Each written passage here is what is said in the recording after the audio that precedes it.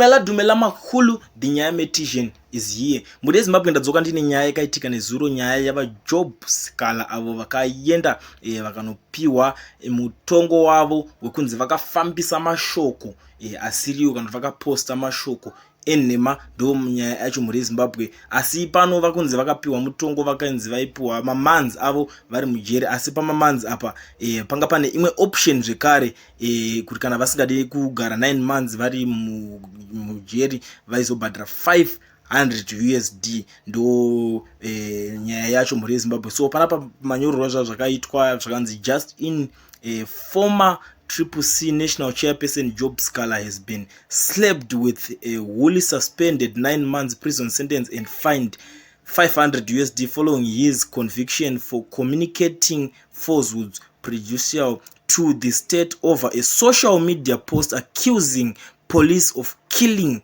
a baby. So pavakunzi vakataura mashoko ekunyeba vachipomedzera mapurisa kuti vakauraya mwana. Ndo nyaya muri Zimbabwe yakaitika mafambisiro yakazvoitwa yavaJob Sikhala pane kesi yavo imwe iya yainzi ichadzokera kumatare. So 500 USD vobva vabuda zvavo munyaya. Ndo muri Zimbabwe update ratava takakubatirai panyaya yavaJob Sikhala.